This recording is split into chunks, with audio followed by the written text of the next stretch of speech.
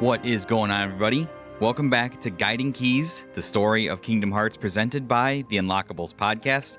As always, I am your host. My name is Eric. I have been your guide through this adventure that we've been on through the world of Kingdom Hearts and through the incredible mind of series creator and director Tetsuya Nomura. It means so much to me that you're willing to stop in and see what is going on in the world of video games, in the world of Kingdom Hearts, and I thank you so much for tuning in wherever, whenever in time and space you may be located. It's been a while, but we're finally here. We finally arrived at a game that I didn't think we'd ever arrive at when I first started this little journey. We've arrived at Kingdom Hearts 3 at long last. In a lot of ways, this game was the catalyst for this entire Guiding Keys journey. I've only played Kingdom Hearts 3 once in my entire life. I played it when it came out in 2019, and I really didn't touch it again after that. I didn't even play the Remind DLC when it came out because I was convinced that my Kingdom Hearts journey had come to an end. The story had wrapped up.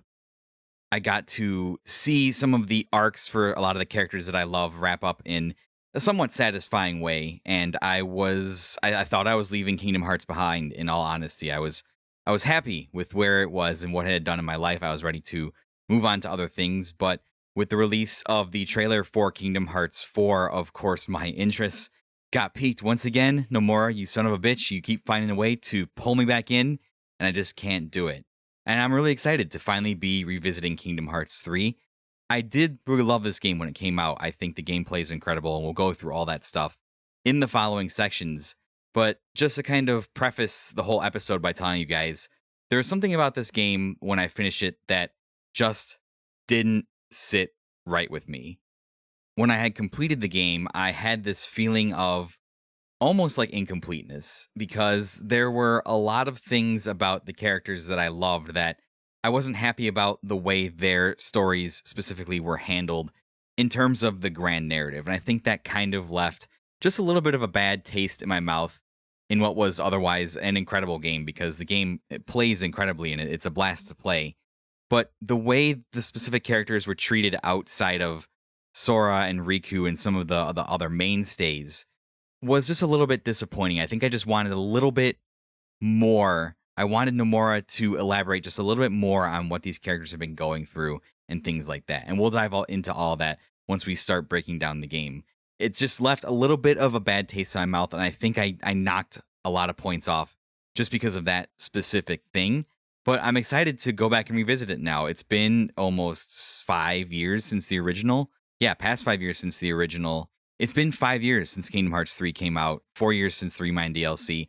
And I figured, why not do this entire Guiding Keys journey and kind of put the entire series into retrospective? So that way, when I get to Kingdom Hearts 3, I can truly see if my thoughts from 2019 hold up today, or if I have a little bit more appreciation as to where some of the characters ended up, some of the places that the story went, and appreciation for how Nomura is setting up the continuation of the story in Kingdom Hearts 4. So, I guess with that being said, without further ado, let's go ahead and dive into Kingdom Hearts 3.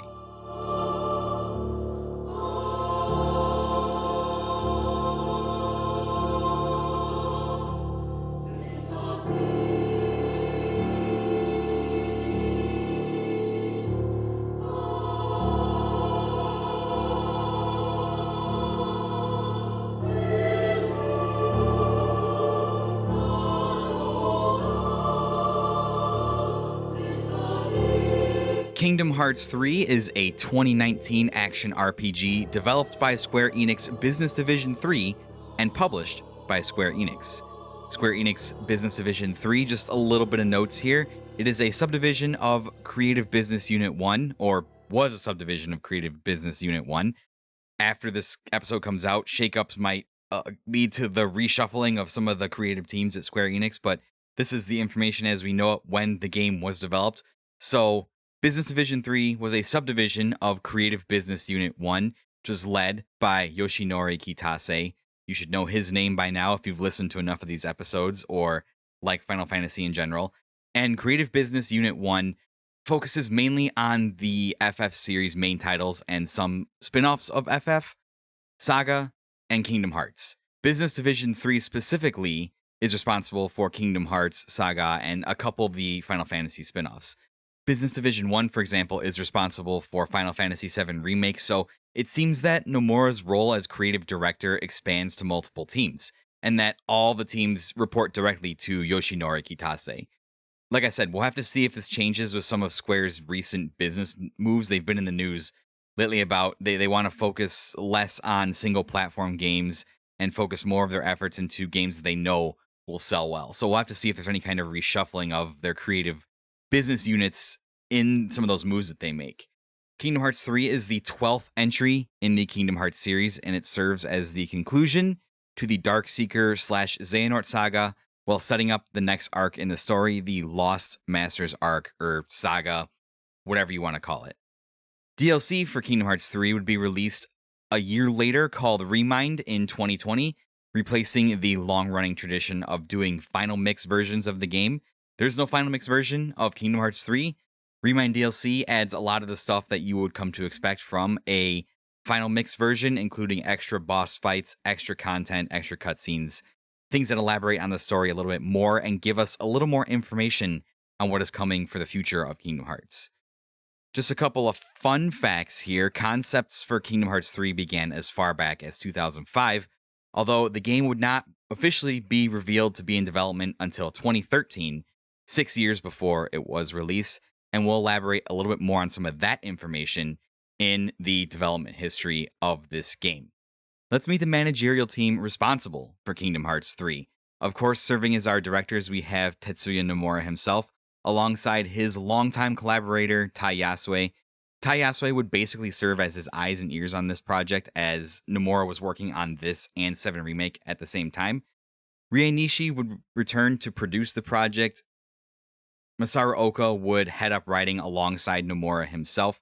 And of course, you can't have a Kingdom Hearts game without Yoko Shimomura. She would return to do some of the compositions, but she would have help, as this was a really, really big project, and she felt the pressure of it being the first numbered Kingdom Hearts title in a long time. So Takahiro Ishimoto and Tsuyoshi Sakito, who had worked on the series before, would return to help her with some of the compositions.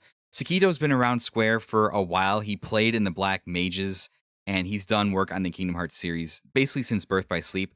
Ishimoto has helped with Kingdom Hearts since Chain of Memories. He's been a Square Enix mainstay for quite a while. So both of these other composers alongside Shimomura have extensive experience working with these kinds of projects.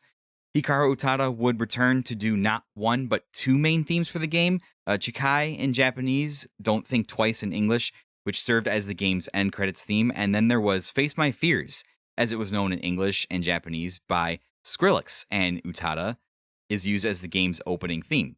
Skrillex has been a massive fan of the series for a long time.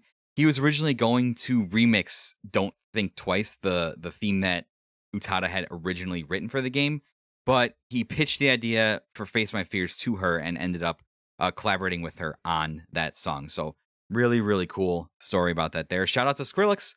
I haven't really heard from Skrillex since the early 2010s when he released a couple of those dubstep albums that really kind of took the world by storm, I guess, and kind of blew dubstep into this really big thing.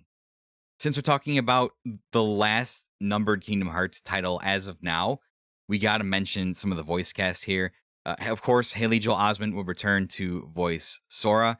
This was actually pretty challenging for him.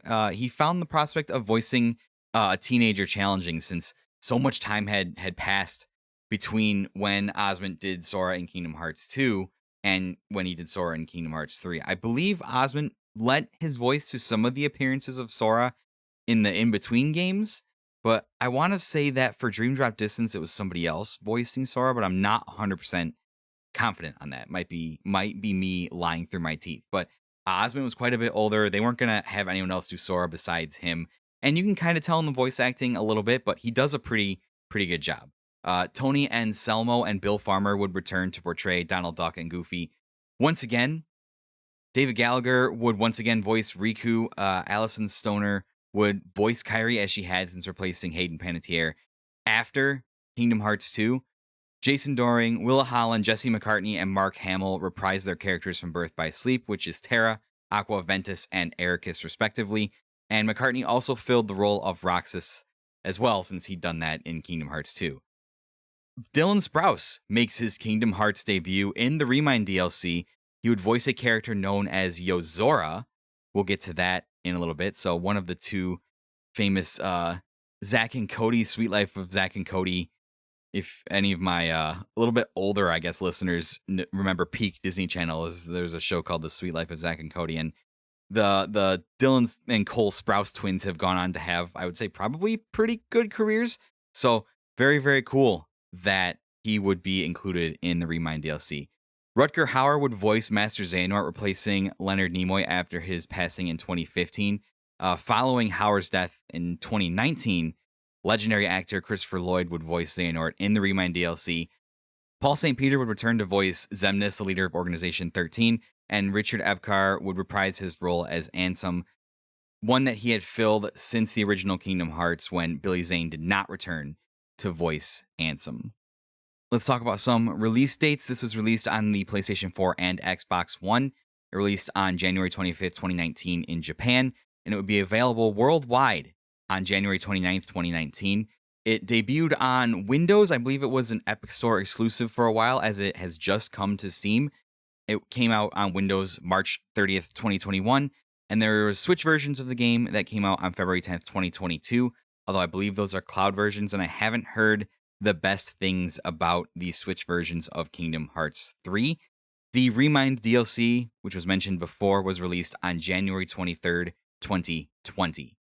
Now, how was Kingdom Hearts 3 received? I would say probably pretty good. On Metacritic for the PlayStation 4, it's sitting at an 83 out of 100, Xbox One 80 out of 100, and PC 84 out of 100. So 8 out of 10 scores, and when you're looking at the aggregate, pretty good.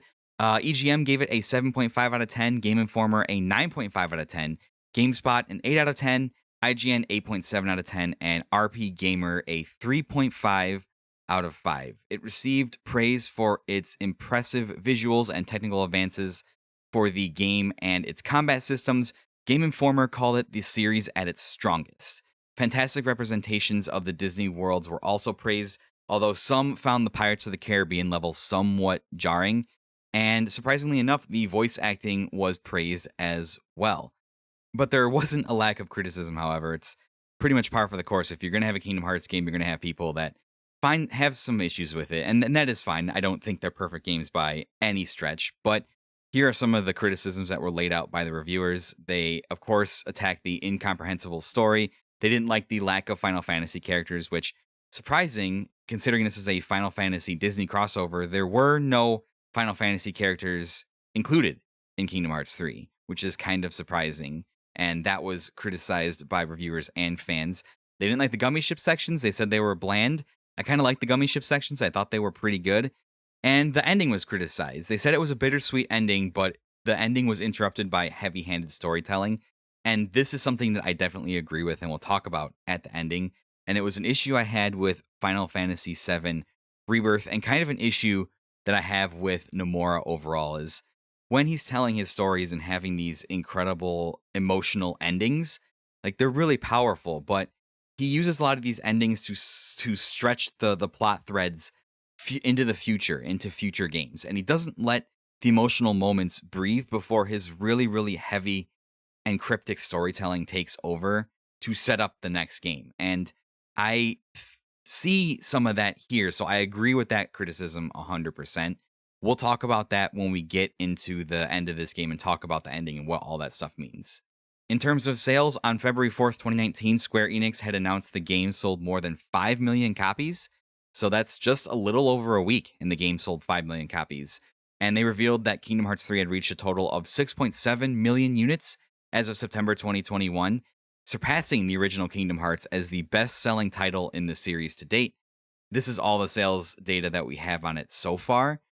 The Kingdom Hearts series has surpassed 36 million copies sold to date as of March 2022, although we'll probably see those numbers rise because the games are now available on Steam, and I'm sure there's a really great deal on Steam as of this recording. It'd probably be gone by the time this episode's out, but you could basically get the entire series for $70. That's like 10 or 11 games, or like 10 games and a couple of movies with cutscenes thrown in. So you're able to basically experience the entire Kingdom Hearts saga for $70. That's so much value. That's so much content. If you were ever skeptical about the series and you were just like, let me just get it all and put it on my Steam library, $70. Really, really, really good.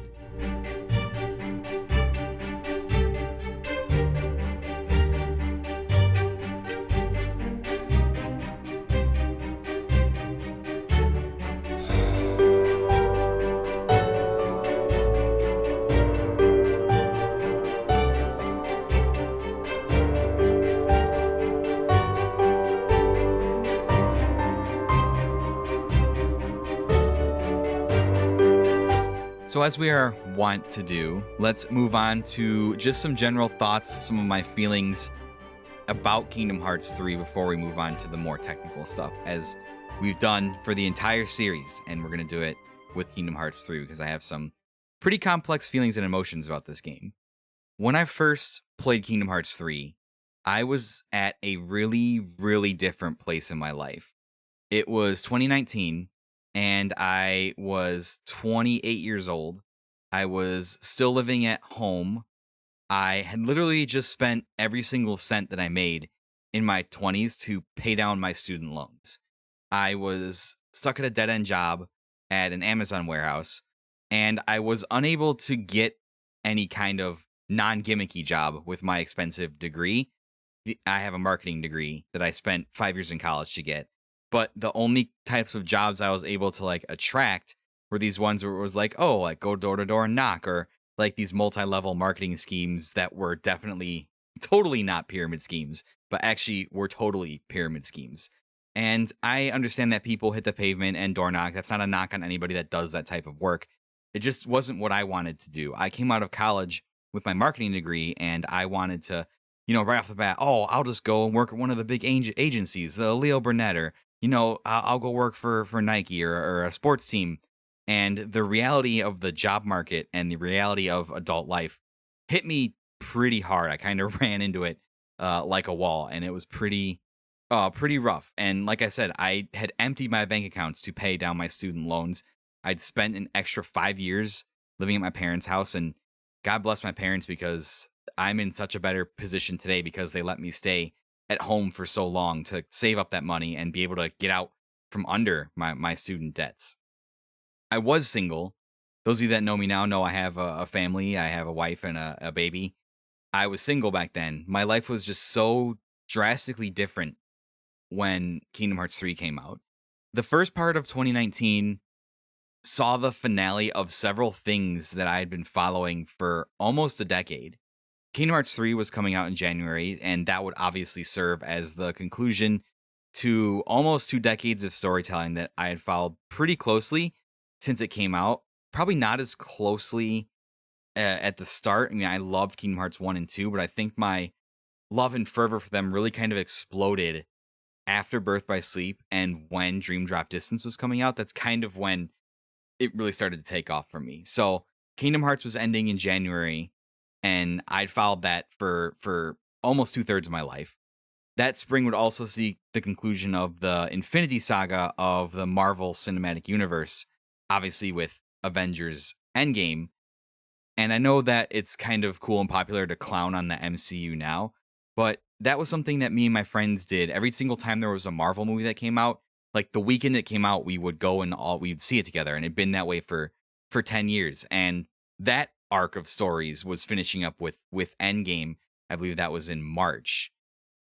And last and probably most infamously, Game of Thrones would be wrapping up what turned out to be a pretty disastrous final season in season 8. And despite the fact that season 8 was a disaster, Game of Thrones is still a really good show for a majority of its run.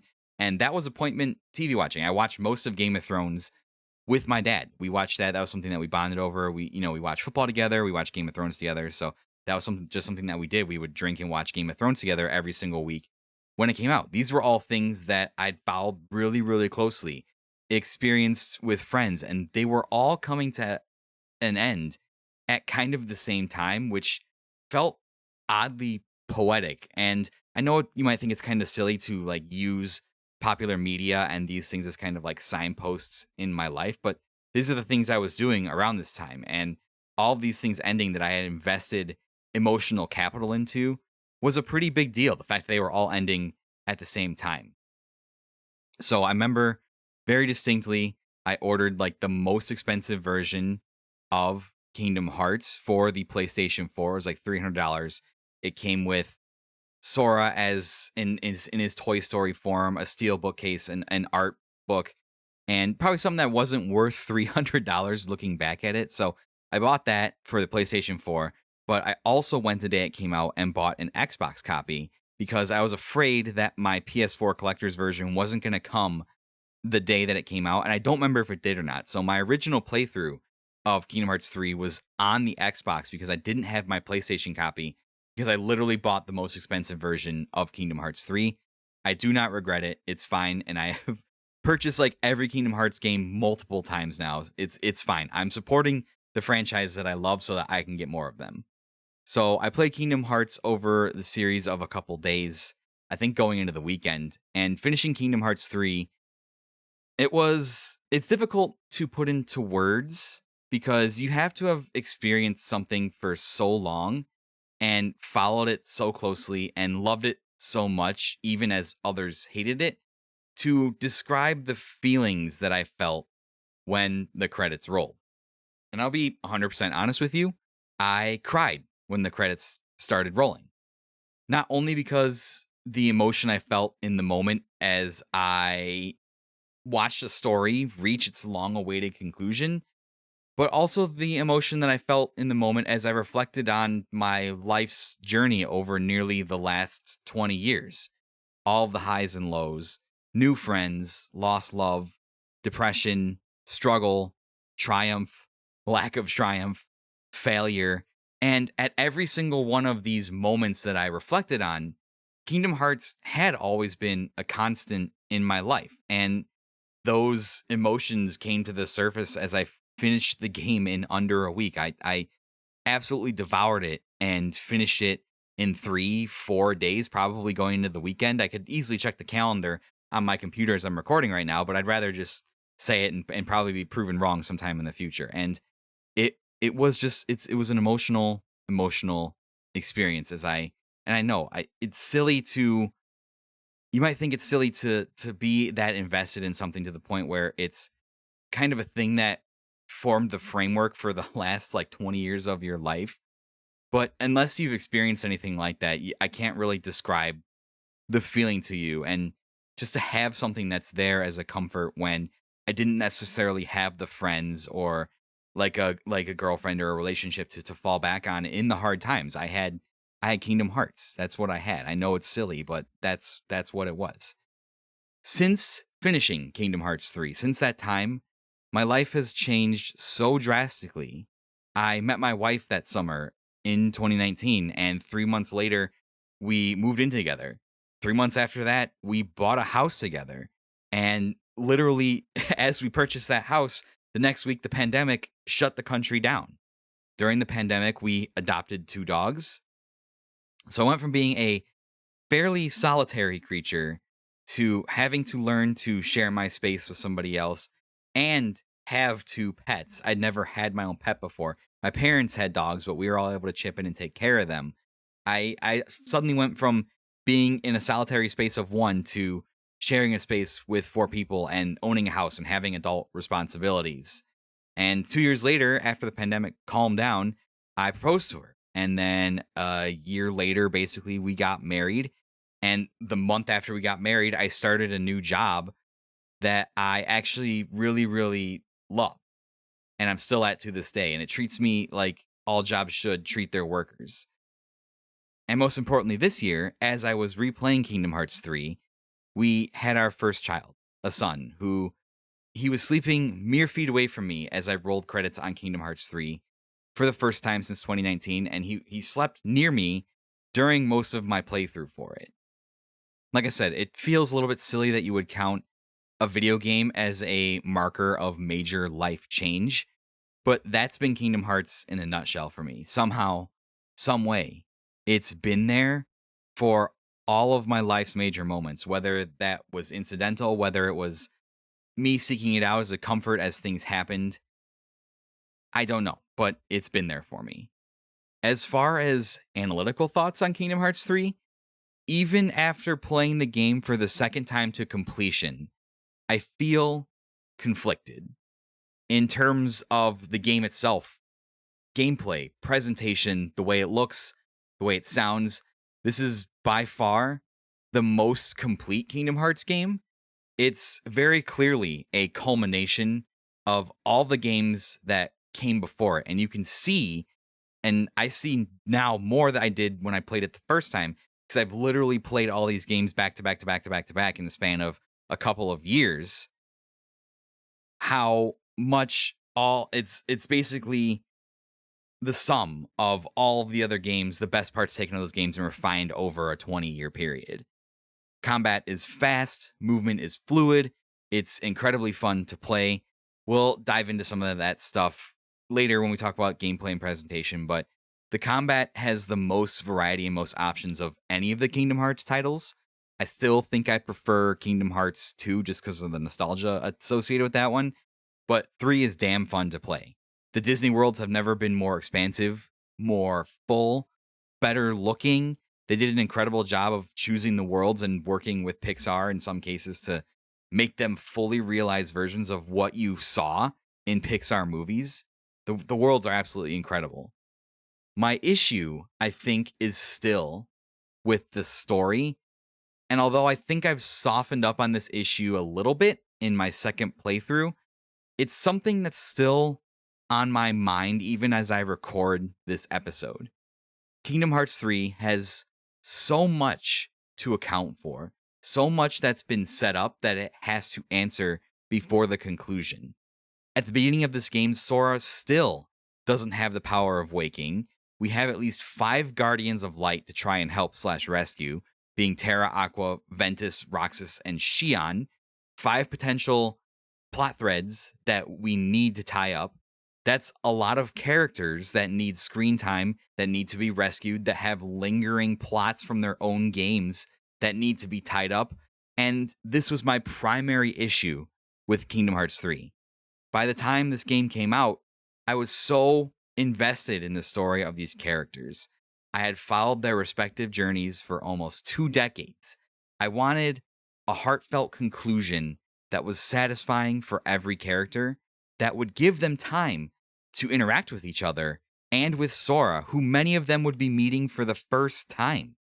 But I would say maybe like 85% of the story is concerned with what is going on in the Disney worlds, and it leaves these plot threads the last 5-ish, maybe the last 15% of the game to sort themselves out. During my first playthrough, I was really, really resentful of the Disney worlds for taking time away from these characters' stories that at this point I felt were more important than the Disney shenanigans we were going through. I understand it's an important part of the crossover, but I was mad at Disney for feeling like Disney was interfering with the characters that I loved. I feel less like that now, but there's still a little part of me that feels that the Disney worlds got in the way of my ideal scenario for these characters. After spending so much time in the Disney worlds with intermittent main plot things happening in between, everything related to the plot threads of the still missing characters wraps up in like literally the last 5 to 8 hours.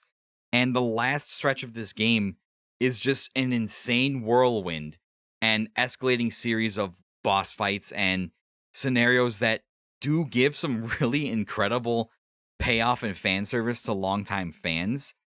And I won't argue that these moments are some of the most hype moments in the entire series, and they're really, really emotional. They make me cry every single time.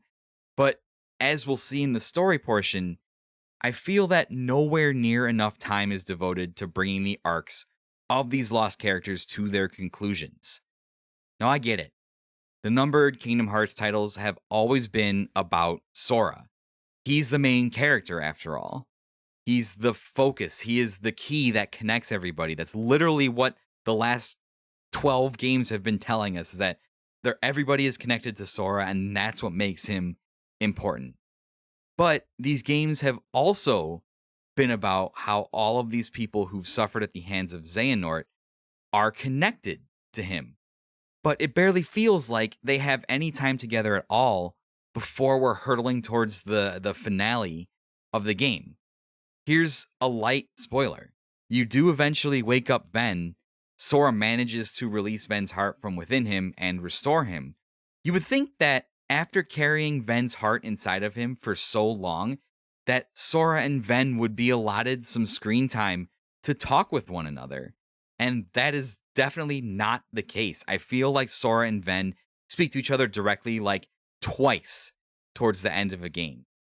The whole plot revolved around Sora harboring Ven's heart inside of him. That was a major plot point, and Sora and Ven don't even get to speak about that. It's absolutely insane.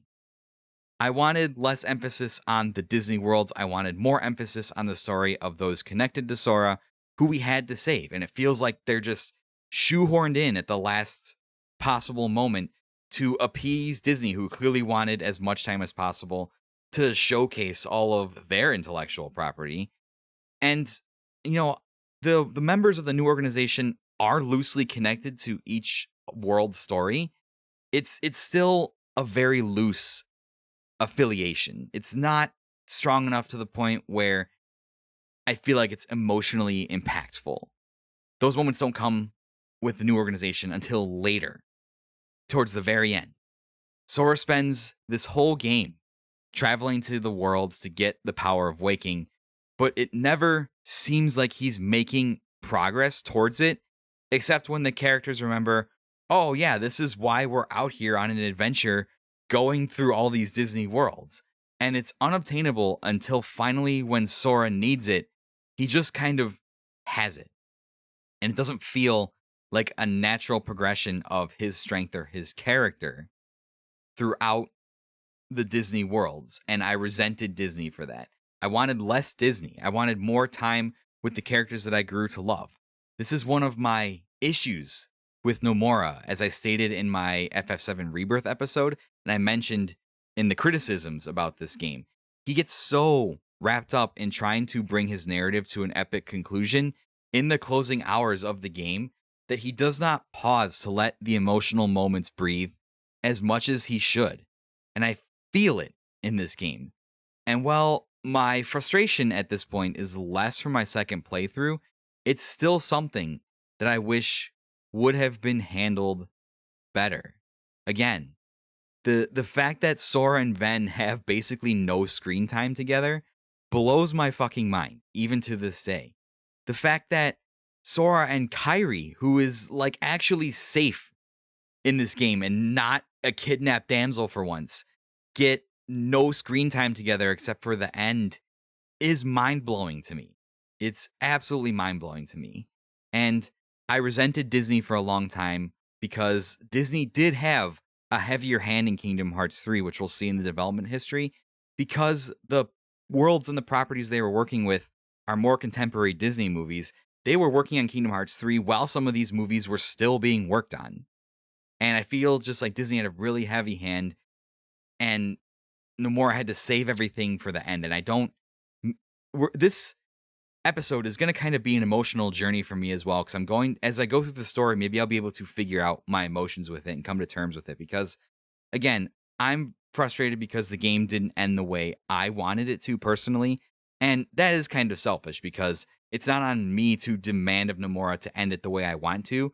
I have experienced Nomura's stories and defended them for 20-something years.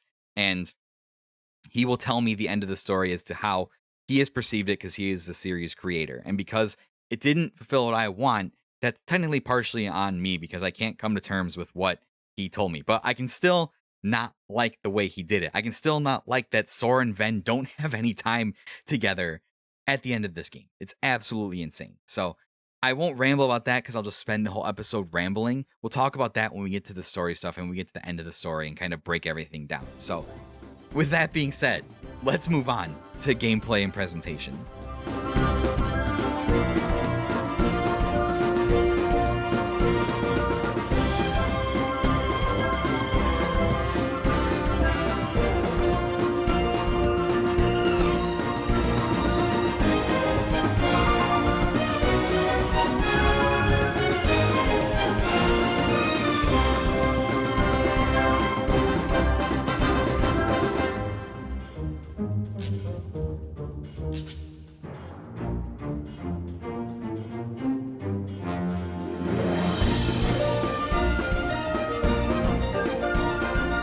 All right, let's move on to gameplay and presentation, and we'll start obviously with the biggest elephant in the room, right? Which was the move from the Luminous engine to Unreal Engine 4 that basically cost the development team like a whole year of work as they had to make that transition because of course it wouldn't be easy to transition assets between two different engines. Like why would that make any sense? But I'm very happy that they moved this game into Unreal Engine 4 because we still see a lot of games built in Unreal Engine 4 as we've just started transitioning to Unreal Engine 5. The game looks incredible, and I'm super happy that they gave up on their in-house tools like Crystal Tools and Luminous Engine because trying to build engines and make them work for games on the fly, obviously as history has shown us, does not work that great. And Unreal has been doing this for a long time. The Unreal Engine, the folks at Epic, despite I have other qualms about the business practices of Epic, they have a good product in Unreal Engine. It's one of the standards for the industry right now, and it's what people go to instead of having to build your engine from scratch and then go from there. The game looks fantastic. It's super fluid to play, like you would expect an Unreal Engine 4 game to play.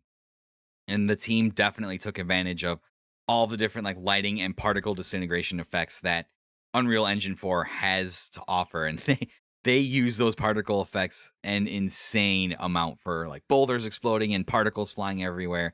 They definitely use it a lot. This is probably the future going forward, as I believe it was reported they were making Kingdom Hearts 4 in Unreal Engine. Whether they decide to move to 5 or keep it in 4, I don't know. But just looking at the trailer and analyzing the trailer for Kingdom Hearts 4 definitely looks like it is in Unreal Engine. There's some similarities between the stuff that 3 was doing and what they're trying to do in 4, which you have to remember the stuff in 4, the more realistic looking stuff of it, might not be what it seems, but we'll get into that when we talk about Kingdom Hearts 4 at the very, very conclusion of this story. So as for the worlds, let's talk about the Disney and Pixar worlds they decided to include in Kingdom Hearts 3. The worlds are as followed: Olympus from Hercules, Toy Box from Toy Story, Kingdom of Corona from Tangled, Monstropolis from Monsters, Inc., Arendelle from Frozen, the Caribbean from Pirates of the Caribbean, and San Francisco from Big Hero 6. Those are the properties, the worlds that were included alongside some returning Kingdom Hearts worlds. We get to go back to the Mysterious Tower, we get to see Twilight Town, and we get to go to the Keyblade Graveyard as the original worlds for Kingdom Hearts, but a majority of them Disney and Pixar properties. The worlds look incredible. The animation, art, and graphics in this game look like they came from a Disney animation studio or a Pixar animation studio from the mid 2010s. It's got the same exact art style as some of those Pixar movies. I don't know specifically what you call it. I'm not like a professional to analyze graphics and analyze different types of animation. That's not what I do, but I can tell you that it looks like the animated style of the mid 2010s Disney movies like Tangled or like Frozen. And they had a specific style that was implemented among the development team, and this was known as the Kingdom Shader, which was kind of, I guess, the default set of graphical inputs they would include for the characters, and they felt that was more representative of Disney's modern animation style rather than opting for like a more realistic look. They decided to keep it with what Disney was doing at the time, and this is not surprising considering that many Pixar and Disney animation staff appear in the credits. Square worked really closely with Disney to capture the look and feel of all these worlds in incredible detail. There are so many details in each of the worlds that it's insane. From just the toy box level, for example, in Toy Story, where Sora and friends literally turn into toys. It's such a cool, one of my favorite forms of Sora and friends to date. Like their Toy Story forms looking like toys is incredible. Then you go to the scare floor of Monsters, Inc., where Sora and all of them literally turn into monsters. You're a monster in that world. It's incredible, the level of attention to detail and variety that they put into this game. When we talk about combat, there's a thing called Keyblade transformations, and I just have to think of, like, they had to make so many different models for Sora for all of his different forms across the different worlds where he's different, that it's just kind of crazy to me that they would pay that much detail and go to that much effort to do that. It's one of the best looking Square Enix games ever. It's one of the best looking video games of the past decade. I would say that Kingdom Hearts 3 and Final Fantasy 7 Remake and Rebirth are three of the best looking games to come out in the last 10 years, bar none. Sometimes things do look a little bit shiny, which is one of my primary complaints about Unreal Engine 4. I don't know if that's just an Unreal Engine thing or just the way that the team and Square Enix did all the characters and all the styling and stuff. But more often than not, it looks incredible. It looks fine. I've dealt with shiny characters in video games before. It's not the end of the world. It obviously breaks that realistic immersion, but they weren't going for a realistic look. They're going for a Disney animation cartoon look. Now let's dive into actual gameplay stuff. We're talking about combat, Keyblade transformation, situation commands, and attraction flow, which basically make up the movement and the combat for Kingdom Hearts 3. Combat is certainly a step up from Kingdom Hearts 2. Sora has never been faster, never been stronger, never been more capable in his abilities, despite being in a weakened state at the start of the game. As his combos and abilities grow, he truly becomes a force of nature on the battlefield, whirling around, dealing devastation wherever he goes. And it looks great too, as graphical flourishes are absolutely maxed out without being too distracting. Again, a testament to Unreal 4. It makes landing hits feel good, making for an incredibly satisfying and fun combat system. Again, I think I prefer Kingdom Hearts 2, but the pace, the speed, the way combat functions in Kingdom Hearts 3 is definitely a growth from Kingdom Hearts 2 and incorporates a lot of the stuff that we've seen in past games. The feature mechanic in Kingdom Hearts 3 is Keyblade transformations, and this is an evolution of the form change commands from Birth by Sleep and the drive forms from Kingdom Hearts 2. They kind of combined both of these things together. Rather than give Sora dedicated drive forms or form changes he could access, they decided to include these in each of his Keyblades. Each Keyblade, in addition to its base form, can now transform. As Sora attacks, there will be a gauge that appears above your menu, consisting of 3 arrows, and another arrow will appear over time as you land combos. Once you fill up that gauge and hit 3, a form change command becomes available and can be activated with the press of triangle. For example, the Keyblade from the Toy Box, which is the Toy Story world, which is appropriately called Favorite Deputy. When you're attacking with Favorite Deputy, you fill up your arrow gauge. You can initiate a Keyblade transformation called Hyper Hammer, where the Favorite Deputy Keyblade transforms into like a massive hammer that is stylized in the Toy Story aesthetic. The head of the hammer is like a rocket, and it's got like cactus on it, and it just looks like it belongs in the Toy Story world. And you can use it to crush the absolute fuck out of your enemies. It's one of my favorite Keyblade transformations in the whole game. If you fill up the gauge again with Hyper Hammer active, you can activate a secondary form change to Drill Punch, which is basically a drill glove that Sora wears on his arm.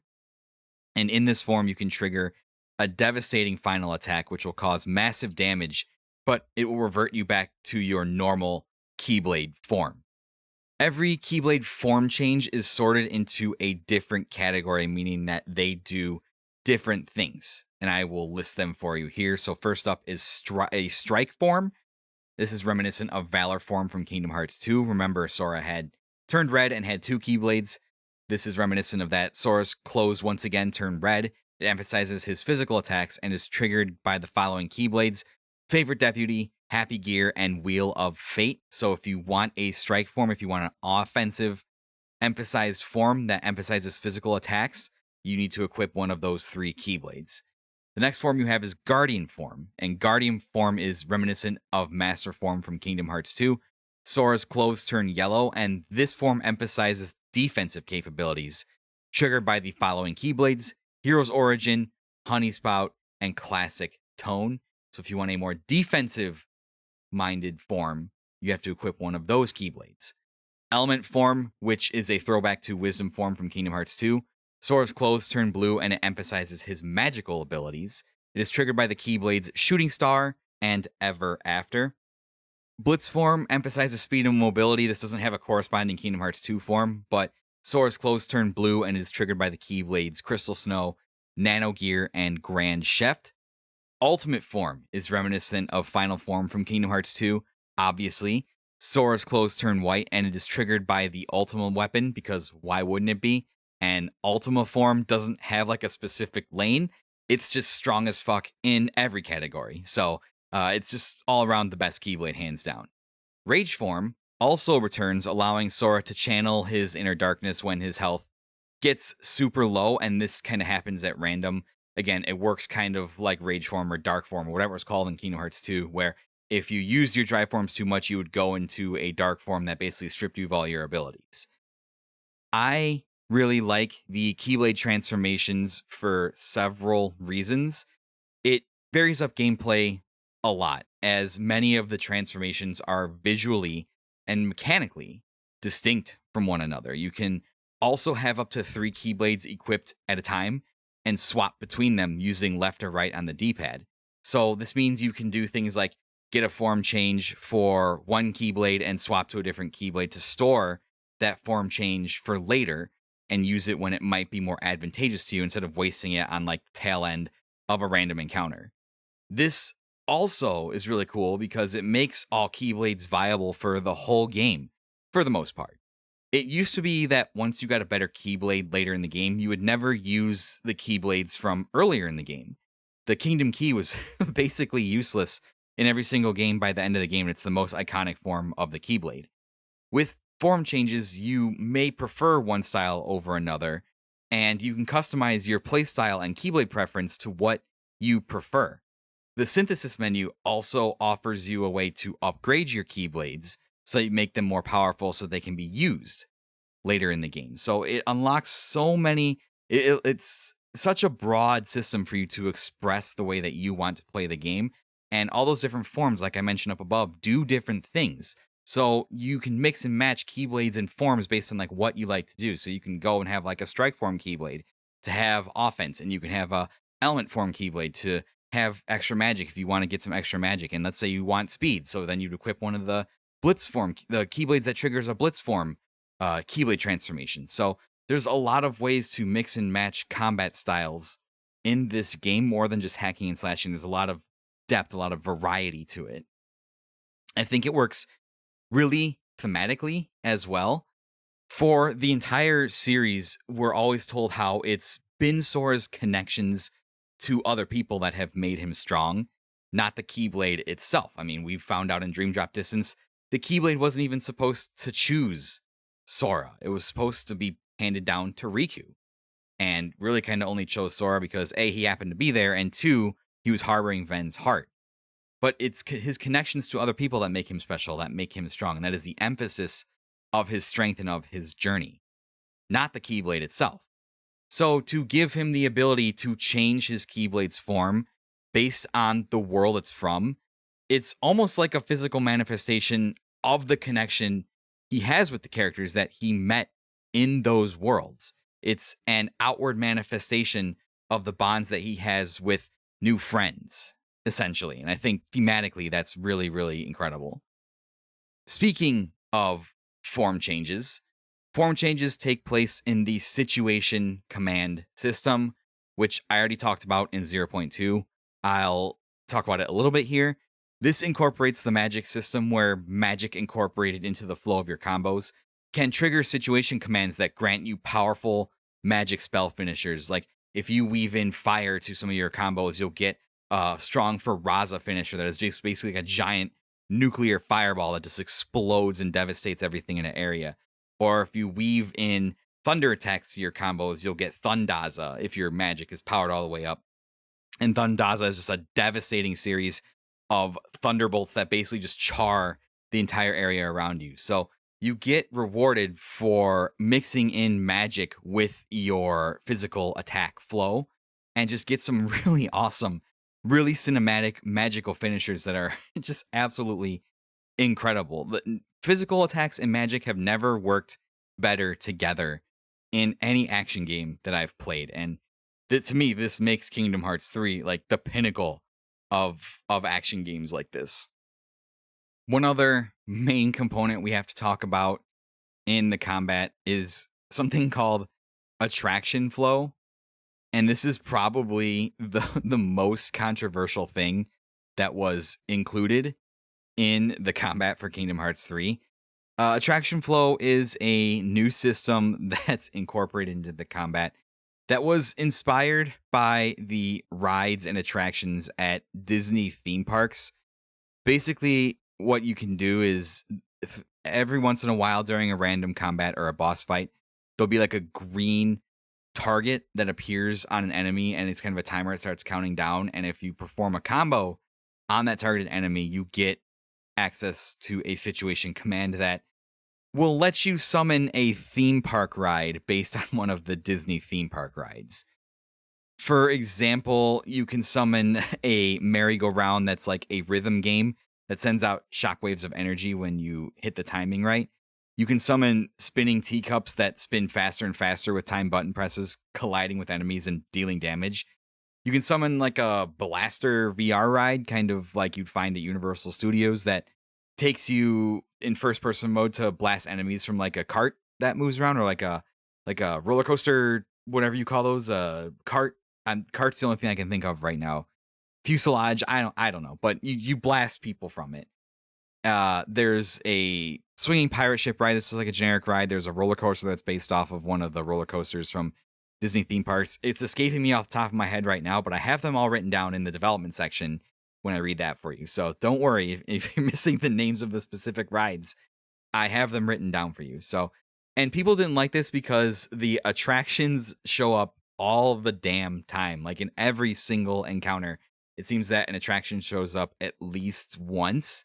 And the attractions are very powerful, and the attractions do a lot of damage. And people were like, oh, I don't really like this. It seems like easy mode, because the attractions are very impactful on the battles in which they show up, to which I understand, but you can also choose to like not use the attractions. Just ignore them. Just don't use them. Or like if you accidentally hit them in the process of going through your situation commands, just exit out of it. It gives you a cancel option because the animations and stuff are pretty long.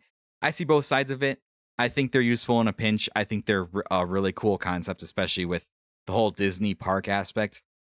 It's a little bit heavy-handed by Disney to include these, like a little bit like, oh, you're like, all right, you're kind of stretching it now within the confines of the game. But I think it's kind of cool to see. It's a cool little nod to the, not that there needs to be any more nods to the Disney crossover, but it's a cool nod to the theme park aspect of the Disney crossover, I will admit. One last thing I wanted to make mention of is that flow motion does make a return here, but in a much more limited sense than Dream Drop Distance. It has been neutered pretty aggressively. It's still useful in situations and useful to use to get around the map, but it's not as fast or aggressive as it is in Dream Drop Distance. I would say flow motion in Dream Drop Distance was the most aggressive thing that Kingdom Hearts has ever done. And I'm kind of happy that they dialed it back here, because flow motion was the dominant strategy for Dream Drop Distance, and it's utilized more in terms of traversal than in combat here in Kingdom Hearts 3 to allow all these other systems to shine and not just have you do flow motion over and over again. So it is there. It's been neutered pretty hard. It's kind of enrolled into the new traversal system, which I believe they called athletic flow, which is just the term they use for the systems and rules that govern Sora's mobility. So yeah, flow motion is there, but it's pretty toned down from what we've come to know it as. There are gummy ship sections. These return once again. You can't have a Kingdom Hearts numbered title without gummy ship sections. People really seem to hate the gummy ship sections, or they're not as popular as I thought they were.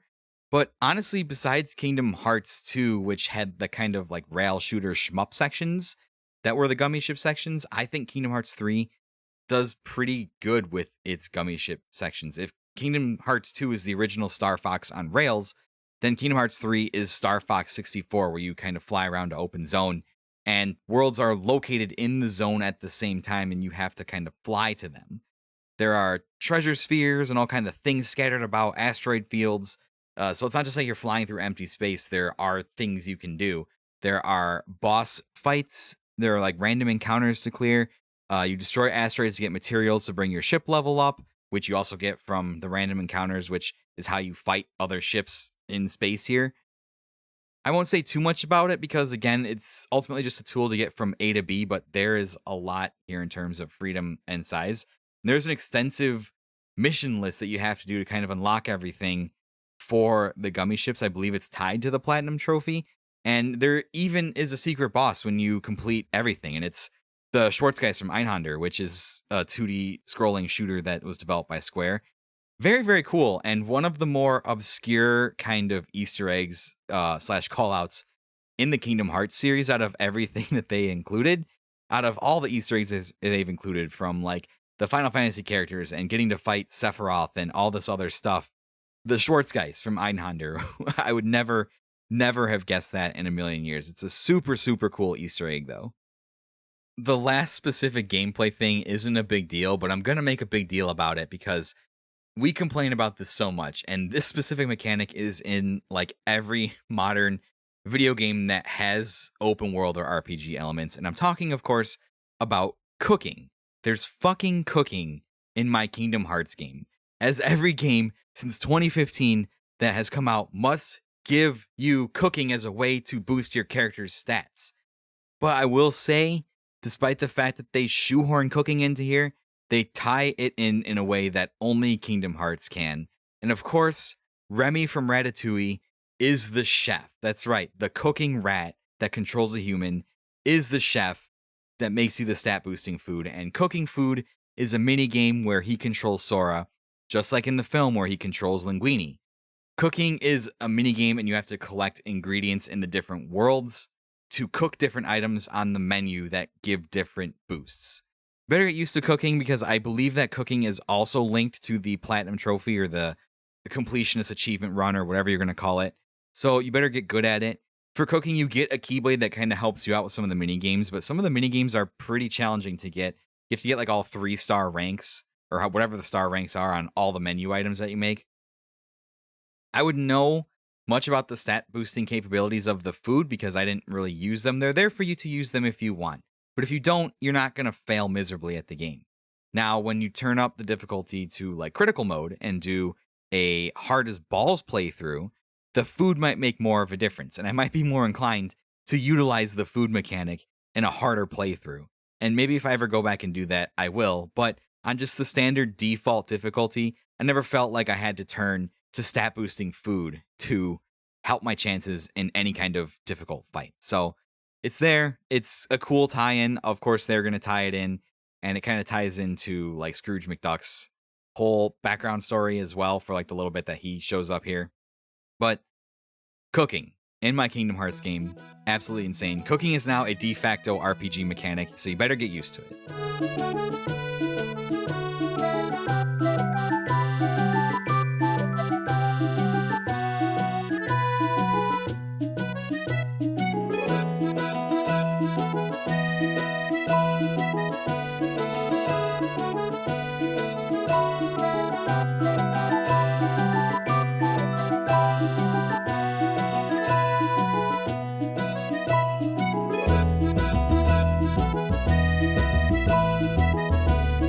All right, we're going to dive into a little bit of the development history, and unfortunately my guidebook for this entire Guiding Keys series, of course being The Legend of Kingdom Hearts by the wonderful Georges J. Gruard, doesn't extend to Kingdom Hearts 3 quite yet. It ended around the time of the mobile game development, of Dream Drop Distance development, and when we were starting to get some of the information on Kingdom Hearts 3. So I had to fly solo for this one. Again, huge shout out to that book for filling in a lot of the blanks about the development history for Kingdom Hearts. Really insightful. There's so much information in there. More information. I just really just kind of strained out some of the important details and dates. Definitely go check out that book by, I believe it's called Third Edition Press. They make a bunch of books. They have a bunch of writers make a bunch of books about video games. There's a book on Metal Gear. There's a book on Halo, Final Fantasy VII. So a broad spectrum of books that go into some incredible depth and incredible detail. Highly recommend. So thank you so much again to Jay for an incredible resource for this pod. I can't recommend that book enough. And that's just volume 1. I can't wait till he puts out the other volumes and I can read them. So I had to stitch this together. I did a lot more research on this development history than probably any of the other ones, and really stitched together a bunch of stuff from interviews and things that were written about this game at the time to kind of form a cohesive story about the development of Kingdom Hearts 3. So, with that out of the way, let me read you the final development history for a numbered Kingdom Hearts title in Guiding Keys.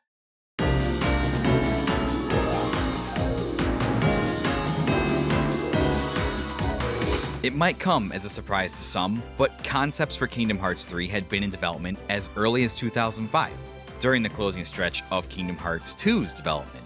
But despite plans stretching back nearly 15 years before its release, the long-awaited sequel wouldn't officially be announced until E3 2013 at a Sony press conference.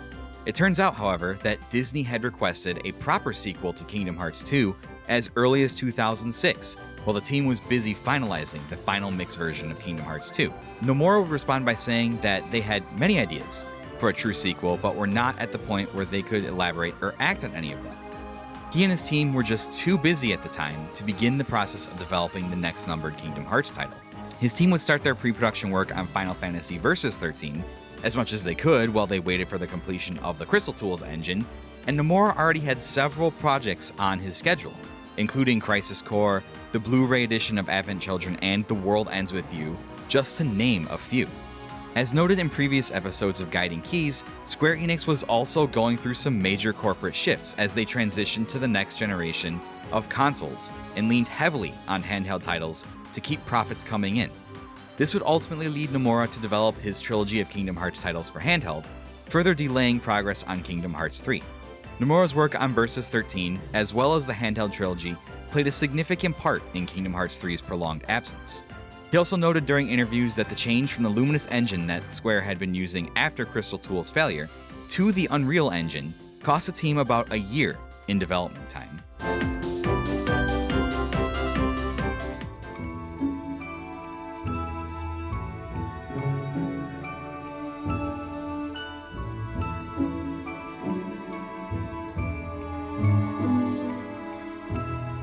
Eventually, work would begin on Kingdom Hearts 3 with the usual Kingdom team, now known as Business Division 3, leading the charge.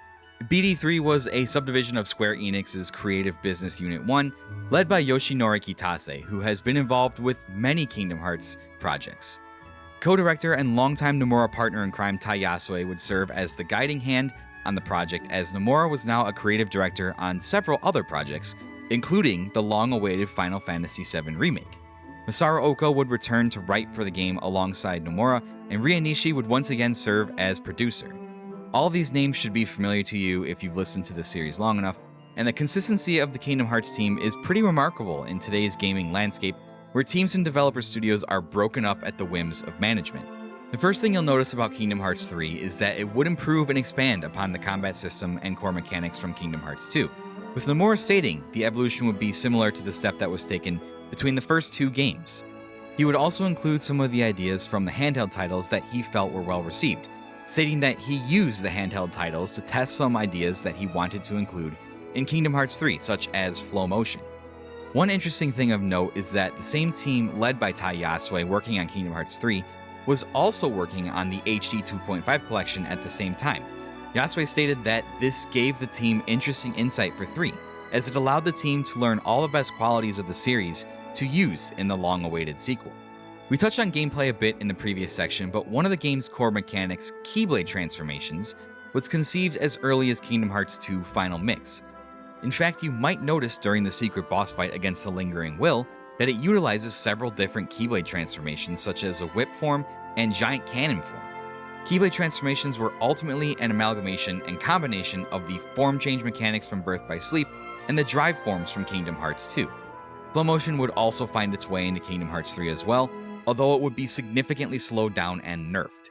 It was reworked into the game's new traversal system, which was known as Athletic Flow, and its reduced speed and power makes it a less ideal solution for combat.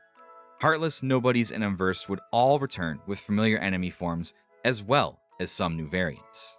By far the most controversial inclusion would be a system known as Attraction Flow, as was highlighted in the previous section. Tai Yasue would elaborate on the inclusion of this system in an interview with Gamatsu, stating that considering the game is a Disney crossover, they wanted to capture the thrill and excitement of riding the attractions at their theme parks, with the actual rides Mad Tea Party, Big Thunder Mountain, Buzz Lightyear Astro Blasters, and Grizzly River Run, providing inspiration alongside a generic merry-go-round and swinging pirate ship ride. Visuals of the attractions would be inspired by Disney's famous Main Street Electrical Parade.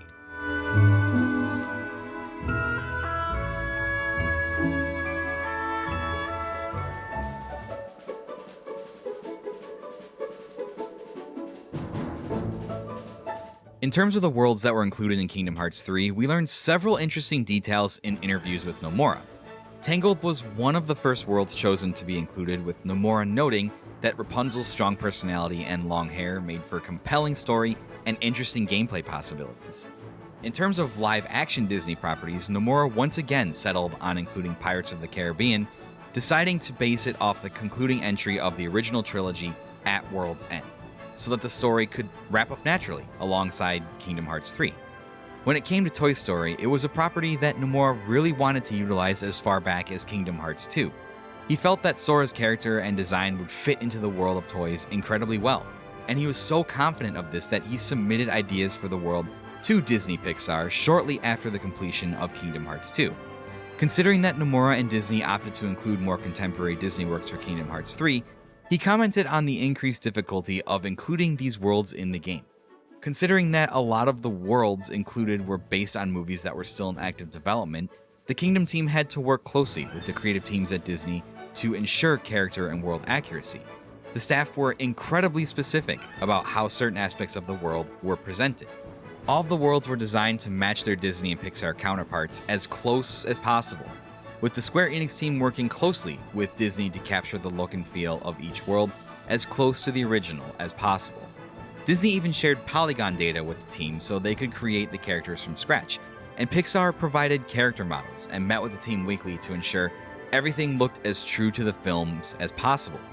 Disney would go on to offer other critical feedback that the team said improved the overall level of animation, such as eye adjustments, framing, and line-of-sight adjustments.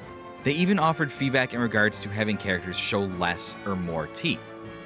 Speaking of Pixar, during the long planning and development phases of Kingdom Hearts 3, Disney acquired Marvel Entertainment and Lucasfilm as well as Pixar. So from the very beginning, there was rampant speculation about properties from the MCU and Star Wars universe being introduced into the Kingdom Hearts universe. While the team did say they looked at the possibilities of all Disney entries, neither Marvel or Star Wars were considered as serious concepts, or so they say. The only property that was associated with Marvel at all that was included was Big Hero 6. There's some speculation that neither Marvel nor Star Wars were included due to licensing deals that existed at the time with publishers like EA, who had an exclusive deal with Disney to produce Star Wars video games. When working on Sora's design for Kingdom Hearts 3, Nomura opted for an updated look, changing his costume from the popular look in Kingdom Hearts 2. Nomura even noted this, saying the fans really loved Sora's design from 2, but seeing as this was the first numbered title in a long time, he decided to give Sora a more sleek and sporty look to make him look more acrobatic. They also muted the volume of his signature spiky hair, so that it wasn't as wild. As for Sora's model, it was pretty much the same size from Kingdom Hearts 2, as not that much time had passed between the two games.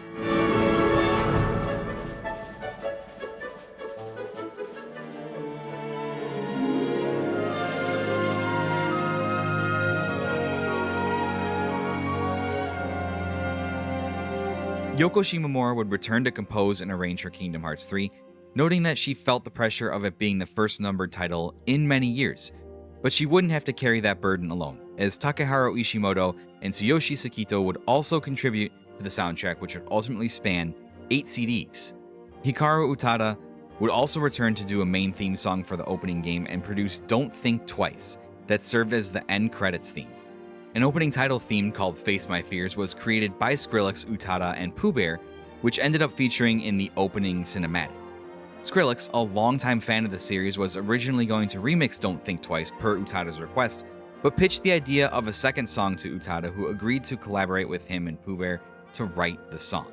Kingdom Hearts 3 would come out January 25th, 2019 in Japan and January 29th, 2019 worldwide, debuting to mostly positive critical reception.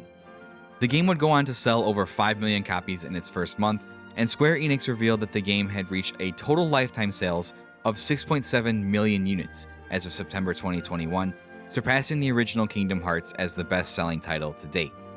The Kingdom Hearts series as a whole would surpass 36 million copies sold as of March 2022. A DLC would be released a year later called Remind, ending the long-running tradition of final mix versions of Kingdom Hearts games.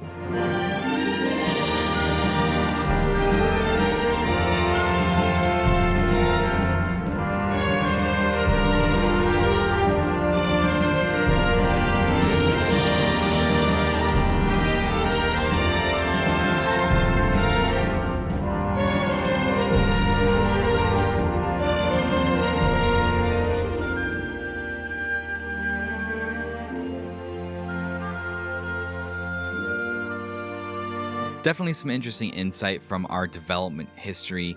Really cool to learn that they were actually planning Kingdom Hearts 3 as far back as Kingdom Hearts 2, which really kind of blows my theory out of the water that Nomura used Birth by Sleep to retroactively retcon a lot of the Kingdom Hearts titles that came earlier to kind of expand this crazy lore. He had a lot of this planned from the start.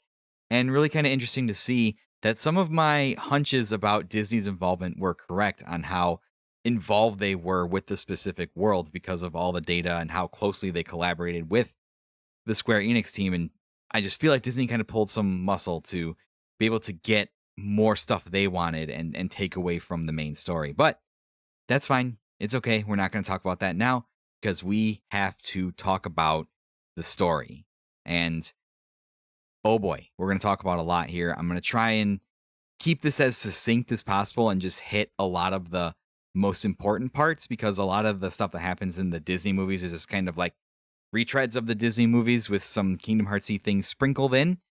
So, oh boy, this is gonna be quite an undertaking. Definitely the longest story so far of any Kingdom Hearts title, and this is gonna be multiple parts. So you better buckle up for this first part. Let's dive in to the story of Kingdom Hearts 3. The story picks up basically in the timeline right after Dream Drop Distance. But before we get back to any of that stuff that's happening, if you remember the end of Dream Drop Distance, after the opening movie, which is a banger with that Skrillex and Utada song, by the way, we start off with a scene that has us flying and careening through a city we've never seen before. There are what I can only describe as like these massive circular collections of buildings, almost like Minas Tirith, if you'd seen Lord of the Rings, the famous ring city of men from Lord of the Rings, that are dotted with windmills and cables connecting them, and they're all spread out in what seems to be an endless sea of water that is shining as bright as a mirror, and it's a beautiful day with a blue sky and clouds in the air. And in a flash of white, in a transition, we're in a very ornately decorated room, and the camera pans down to two boys sitting on a bench before an open window, and they're engaged in a lively game taking place on what looks like a chessboard. Isn't a chessboard. It has random surfaces elevated here and there. One boy wears a black sleeveless hooded shirt and sports stark white hair, while the other boasts dark hair and a white flowing robe. The white-haired boy then begins talking about the ancient Keyblade War and the Lost Masters as they play. And I'll insert their conversation here for you to listen to because it's interesting.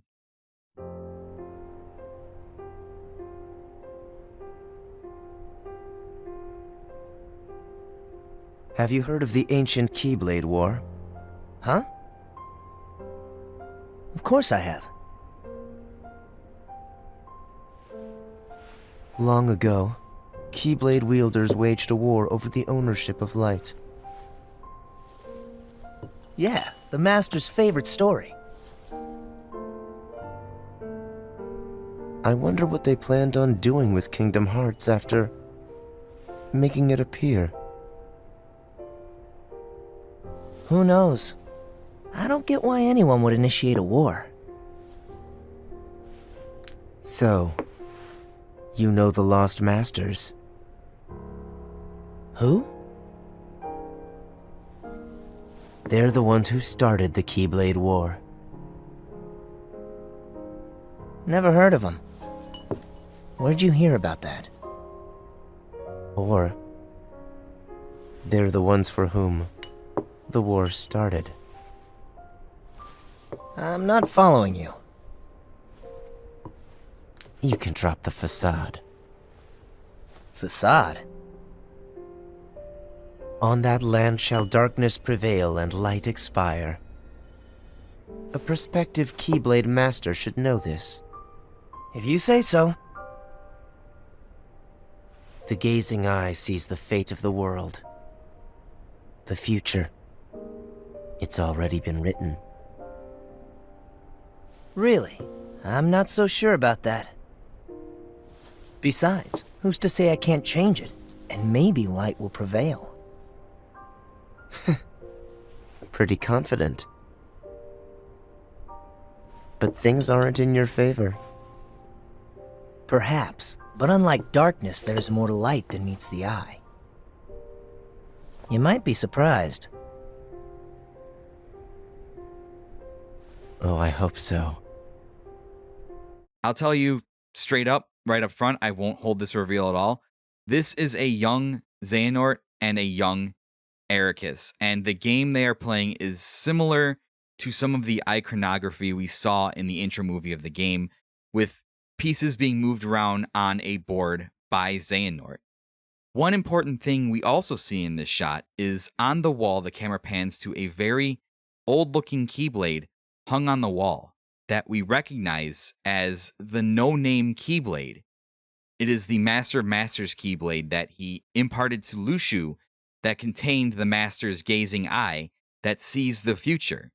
And that's the Keyblade that would one day be carried by Master Xehanort. So already in the opening scene of Kingdom Hearts 3, we have a connection to the story threads of the next arc of Kingdom Hearts. What happened to Lushu? How did the Keyblade come to be in this city? How did Master Xehanort come to wield the Master of Masters Keyblade?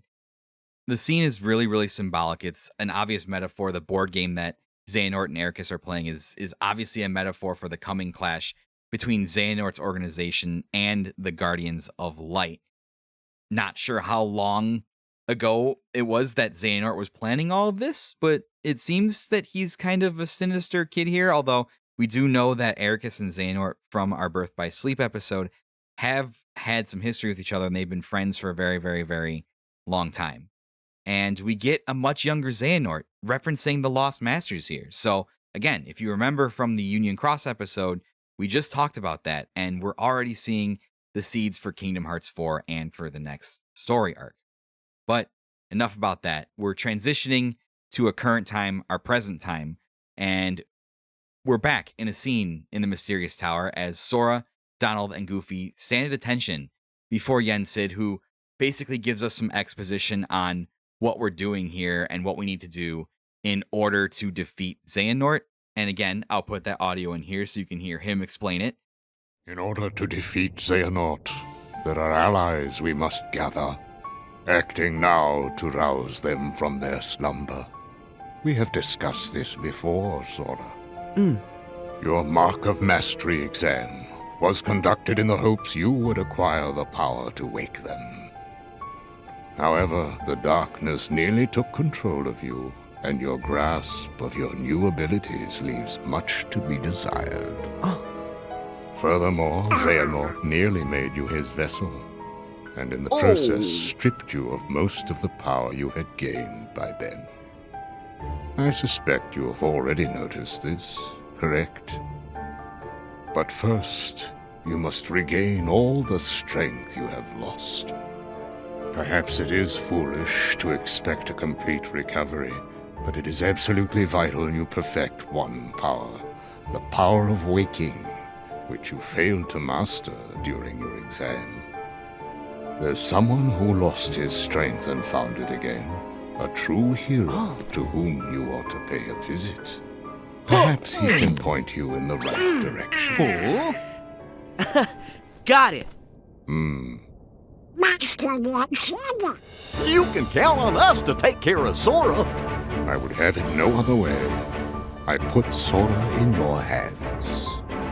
don't forget, we'll keep an eye on you. Oh, this is gonna be lots of fun. It's not a vacation. Let's go! Count on us. But basically, they need to wake the other individuals, such as the Wayfinder trio of Aqua, Terra, and Ven, and Roxas as well. But the main issue is that Sora failed his Mark of Mastery exam, which, again, I argue is an injustice to Sora because he was tricked by Xehanort and the organization. They targeted him specifically, and Yensid didn't figure that out until it was too late. Not only is Sora significantly weakened after Xehanort tried to take over his body, but he failed to gain the power of waking, which he needs to wake up or reconnect all these hearts of all these people who have been hurt by Xehanort. Yensid that it says it's critical to the coming fight that he masters this power and instructs him to find a true hero who once lost his strength but found it again. And with this, Sora, Donald, and Goofy are basically kicked out the door and set off on another adventure. And the next scene we transition to here is the three heroes sitting on the gummy ship, which is kind of cool. We get scenes on a gummy ship, which I actually thought we hadn't done before, but we got a couple scenes on the gummy ship in Kingdom Hearts 2. But it seems like they have a destination in mind, or Sora has a destination in mind, but they have no way of getting there since all the old highways, all the old pathways from Kingdom Hearts 2 are closed. Remember, the worlds are still sealed off from one another, and it's not easy to reach them. Goofy then gives Sora a quote that he's always heard Yen Sid say, and something you've heard me say at the end of every single episode: "May your heart be your guiding key," which again continues Goofy's streak of really incredible wisdom in these games. For like as dumb as he pretends to be or sounds sometimes, Goofy is full of wisdom. So this saying sparks an idea in Sora's mind. He rushes to the front of the ship, holds his Keyblade out, and in a flash of light, a portal appears, a gateway to their way forward. Sora exclaims that it's off to Olympus Coliseum, and the gummy ship blasts off as the screen cuts to black, and we get a title shot. And you might think, oh, it's the title shot. It's the title shot of Kingdom Hearts 3. And no, it's not. The title shot that we get reads Kingdom Hearts 2.9, which is just a hysterical Easter egg / gag by Nomura and the team, because everybody made that joke when they had like Kingdom Hearts 2.8 collection that came out and Kingdom Hearts 0.2 final chapter prologue. Everyone was like, oh, then we're going to get Kingdom Hearts 2.9 and 2.95 and we'll never get 3. So the fact that they like took that shot at the community making fun of them is just such a good-natured joke, and it's absolutely hysterical. I absolutely love it. We arrive in our first world, Olympus, which was formerly known as the Olympus Coliseum, the world of Hercules. We get a brief exposition recapping a bit of our experiences in these worlds before, as well as Hades' previously failed attempts to defeat Sora and Hercules using Cloud, using Auron, and all this other exposition. But this exposition basically deals with the full plot of Hercules, with Hades already having released the Titans and attacked Olympus. Sora, Donald, and Goofy arrive in a mountain range and proceed to wander lost for a while, yelling Hercules' name until it attracts the attention of Hades, who proceeds to summon the Titans and basically blow them off the mountain. Before we leave Hades, though, two more familiar faces enter the scene via a dark portal, as he's just gotten rid of Sora, Donald, and Goofy, and from the swirling depths of this portal emerge Pete and Maleficent, and we know that they've been operating because we saw them again in Recoded. At the end of Kingdom Hearts 2, we weren't super clear on what happened to them because they held off the Heartless while Sora and his friends went and finished off Xemnas and the organization. We saw them again at the end of Recoded, and they were looking for a book of prophecies. So Hades is not very happy about this. He's in no mood to deal with them today, but Hades basically tells them that he doesn't need their help. They can keep the Heartless. He's going back to his original plan. Maleficent does not care. She has her own agenda, and she asks Hades if he knows of the existence of a distinctive black box. And the only time we've heard of a black box being mentioned before is when the Master of Masters gave Lushu his role in Union Cross, or back cover if you watch the movie. And Lushu was supposed to keep a black box safe along with taking the Master's Keyblade, that was his role, was to observe the events that were going to unfold in the future and guard the black box. Hades thinks for a moment and he asks if it's the same as the one Zeus hid on Earth, and Maleficent seems interested before we transition away from the scene. So Maleficent seems to have knowledge of not only the Book of Prophecies, which we learned and recoded, but of whatever is in this black box that the Master told Lucio to guard or to hide or make sure no one found it. We return to our three heroes plummeting through the air, who happen to catch the attention of Hercules in the city below, who leaps up to save them. And during their reunion, Hercules explains the city's destruction is Hades' doing, and then Sora has a chance to ask him his question. And Sora wants to know how Hercules got his strength back during their last time together, because Sora has lost all of his power. Hercules says he's not exactly sure how he did it, but all he knows is that in the moment, he wanted to save Meg with all his heart, and that he had the strength to do so. But before they can discuss this any further, a bunch of on-fire Heartless come streaking through the air, knocking down a statue of Hercules, and they table the discussion until later. The four heroes jump into action, and Sora agrees to help Hercules save the city. After that battle, Sora, Donald, and Goofy get onto the fallen statue of Hercules, where he just basically proceeds to yeet them further into the city, which questionable decision, because like, what if that statue lands on somebody? Like, great move, Hercules. Like, what are you doing? And they land, they're fine, because it's, it'd be a shame if Sora died before the game even got going. After saving a little girl from a combination of fire and Heartless, Pete and Maleficent once again appear out of a portal during their search. Pete accidentally spills the beans about their search for the black box, and Maleficent is just super annoyed by him, but Pete also makes the astute observation that Sora definitely looks weaker than the last time they saw him before leaving, and they decide not to engage. They are obviously on their own timetable. They just leave the heroes alone. And after this, Sora is definitely clearly downtrodden. He's really upset. This really gets to him, which is not something we usually see happen to Sora. He's usually not negatively affected by things. He's usually very positive, or when it comes to dealing with enemies and dealing with adversaries, he's very kind of rowdy and very kind of rebellious against adversaries and people. Donald and Goofy are just checking on him. He says he's okay. He says that he can take it. They proceed into the city to save others. And this is really where the expansive level design is shown in Kingdom Hearts 3. The city is a sprawling level that takes advantage of Sora's new movement and the game's new mechanics. Sora and friends run on walls. They use Goofy's shield to traverse paths riddled with fire. All the while, they're saving citizens in harm's way. And we also get to see some cutscene interactions with Sora and just the generic townsfolk NPCs, which makes the world feel a little more alive. Usually in these Kingdom Hearts worlds, they're kind of barren and sparse when it comes to the actual people you get to interact with. So just including some citizens and some NPCs that Sora can talk to does a lot for the expansive world building. After saving a group of people from a collapsing temple, during a brief respite from the action, we finally get our first encounter with one of the members of the new organization, as none other than Xigbar appears from a portal to taunt Sora and Hercules before leaving just as fast as he appeared. Huh? Oh wow, very nice. Full marks. Go away!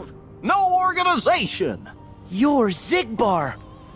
All this altruism is giving me the warm and fuzzies. So then, does having a heart of light come with an extremely good insurance policy? Just say what you mean. Oh, but I did though. No good will ever come from putting other people first. I was able to save Meg's life because I was ready to risk my own. Because you've got friends in high places, you mean? Tricks like that don't fly for your average Joe. What do you know? You weren't even there. If you were, you'd admire Herc's courage. I don't admire one guy leaping into danger if it means someone else might have to jump in to save him. You're all just lining up to lose out. Dooming others to take the fall with you. Oh, and you can spare me the usual party line. Yes, hearts are powerful when they're connected. But if you put too much of that power in one place, some of those hearts might end up breaking. Still, Sora, that doesn't mean you should change. Accept the power you're given. Find the hearts joined to yours. Why would I ever take advice from you? As if. You don't have any choice but to follow this sweet little trail of breadcrumbs. And at the end, you'll finally realize what destiny has in store for you. In fact, your reward might be right around the corner. You're so close! He urges Sora to find the hearts connected to his, and when Sora refuses, Xigbar basically tells him he has no choice but to follow the clues and hints that they drop along the way. Obviously, this means that they obviously have another trap set for him, but like, what choice does he have? Sora's friends encourage him not to listen to Xigbar, and they push onward. After dealing with all the Heartless and saving everybody in the city, Sora and company push on towards Olympus to deal with Hades and the Titans. Hercules and Pegasus fly on ahead as Sora remembers what Herc said about fighting with all his heart, and he takes note of this as kind of the thing to grasp onto, the lesson from this world. After scaling the mountain, which again is another expansive portion of the Olympus level as a whole, we have a pretty expansive city section and then a pretty expansive mountain zone. We come face to face with the Rock Titan blocking the way to Olympus. And even though we've defeated the Rock Titan before, that's neither here nor there. And after a section that showcases the vertical wall scaling and running as well as the new particle effects from Unreal Engine 4, we utilize the attraction flow system, and this is our introduction to it, which is the big mountain coaster, to defeat the Rock Titan for good and secure the route to Olympus. And the big mountain coaster shoots explosives from its little train chimney stack as you just ride around the mountain with the Rock Titan throwing rocks at you. Pretty cool. Really just kind of serves as a big finale to like the first big boss fight in the game. Upon entering Olympus, which is the realm of the gods, obviously, we hear the familiar Olympus Coliseum fanfare, which feels so good and so nostalgic. Sora, Donald, and Goofy fight through the Heartless infesting the space as they make their way to the peak, only to find Zeus imprisoned by Hades and the Titans. After Hercules springs into action to save his father, this is where we get our first major boss fight against the remaining Titans, and this is another fantastic boss fight that showcases the scale of some of these fights, because you first face off against the enormous lava and ice Titans, and upon defeating them, you face the wind tornado Titan as he ravages the countryside, throwing buildings and stone pillars at you, and you're basically flying around in that space as the buildings come whirling at you, and that's the end of that boss fight. Hercules uses the Tornado Titan to suck up the others and hurl them into outer space where they basically explode, and Hades gets sent back to the underworld with his tail between his legs after a little physical tough love from Hercules in the form of a punch to the jaw and a lightning bolt from Zeus. Hercules and Meg reunite, mirroring the ending of the movie as he expresses to Sora that if he lived with his family on Olympus, he would have to be apart from the person he loves most as he embraces Meg. He then asks Sora if he can help at all with his quest, his question, how to find his lost strength, and Sora shakes his head, noting that he thinks it's something he'll have to figure out on his own, and that in a way Herc already gave him some great advice when he talked about something to fight for with all his heart. And with that, our final adventure in the world of Hercules wraps up as we get one last title shot of Olympus. But one last thing in this world specifically, we return one last time to Maleficent and Pete is digging in the ground for a black box. Pete does come across a box in his digging, but it's Pandora's box, the old Greek myth, and not the box Maleficent is looking for, but she does drop a hint saying the box contains a copy of the Book of Prophecies and that she wants to find it for herself. So obviously she learned about this information about the Master of Masters, about the Book of Prophecies from someone, and now she's looking for it because she believes it'll give her a leg up if she knows what's going to happen in the future.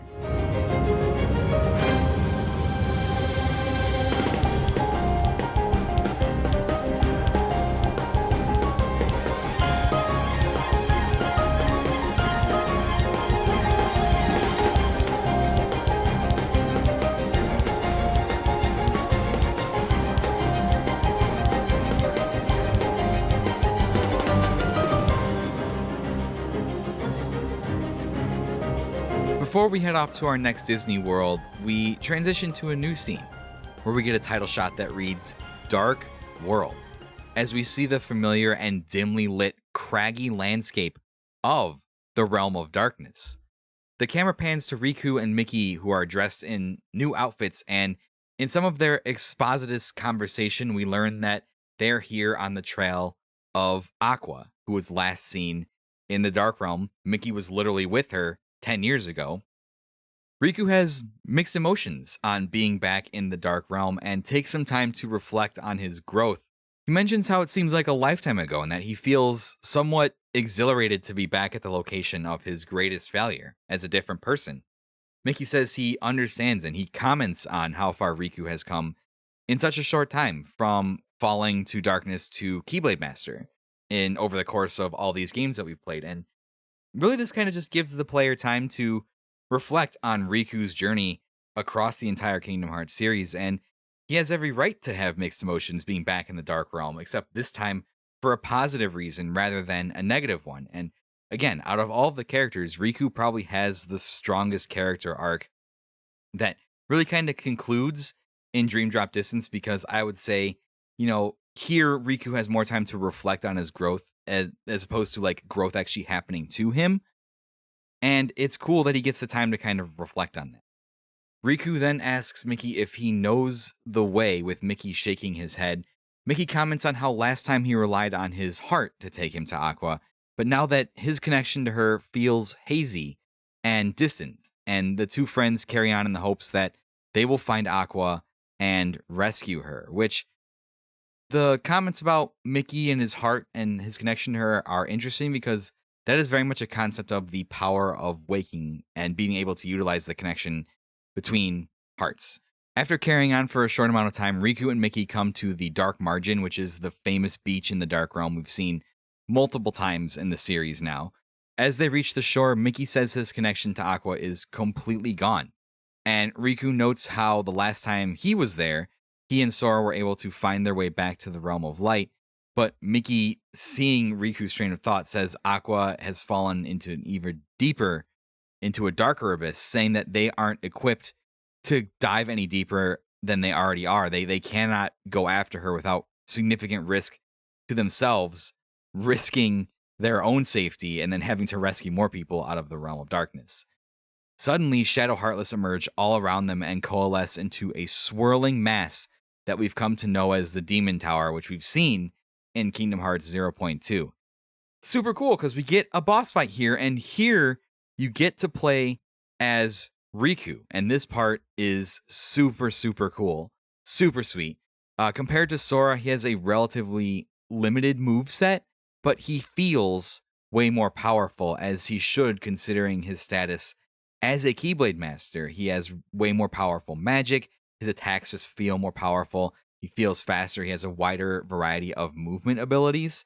And after a brief battle controlling Riku, the Demon Tower gains the upper hand and consumes Riku, crashing down on him and enveloping him in darkness.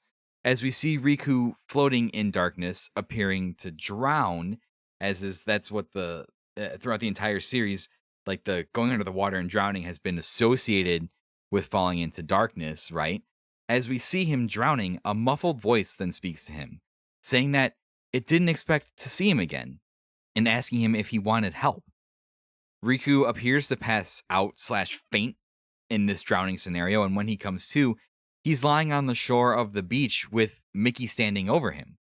Mickey says he got at least half of the Heartless, and they spit Riku out before leaving. And we see a shocking sight then. Riku's Way to the Dawn Keyblade has been snapped clean in two, right in half, about halfway up the blade, which is insane.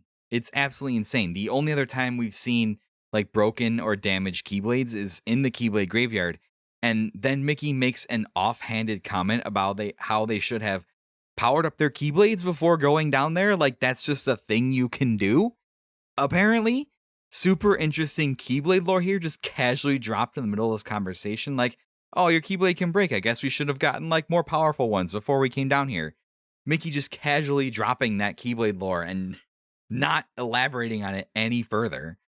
So Riku and Mickey decide to cut their losses and regroup at Yensid's tower.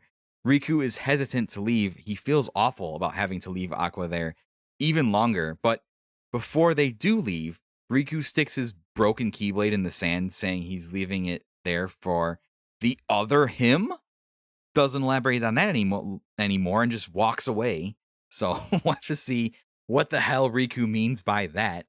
So after our brief detour in the Realm of Darkness, we're back in Yensid's tower with Sora, Donald, and Goofy, reporting on Sora's inability to regain his strength after visiting Olympus, and shortly after this meeting, Riku and Mickey return as well. They report on their failure to find Aqua, and with some exposition, we catch up with everybody here. We know Master Aqua made it as far as the beach that Sora and I once visited, but that's where her trail ends. Meaning? All traces of her vanish into the great abyss, beneath the realm of darkness. She's gone? No. Sora was dragged into the abyss during his exam, and I went in after him. So I think if we find someone who is really close to Aqua, and they make the dive, they could reach her down there. I'm not sure who's even left to ask. Ventus is hidden, and Aqua's the only one who knows where. Plus, nobody's seen Terra in ages. Aqua was the last. So Aqua, she's gonna be the key to finding all three. Yes, their teacher, Master Ericus, would have been another possibility. Had Xehanort not mercilessly struck him down. A solemn silence falls over the group, and Sora, perhaps feeling the influence of Ven in his heart, clutches his fists to his heart and defiantly proclaims that he will save her. Goofy asks how he would do that without the power of waking, and Sora apologizes, saying he's not sure where his confident outburst came from all of a sudden. It was Ven inside of him, obviously. Yensid decides that the best course of action is for Sora to stay the course and focus on the power of waking. He advises Riku and Mickey to retrace the steps of Aqua's own journey in Birth by Sleep to see if there's a solution in her story to their predicament anywhere, and maybe the location, clues to the location of Ven or Terra.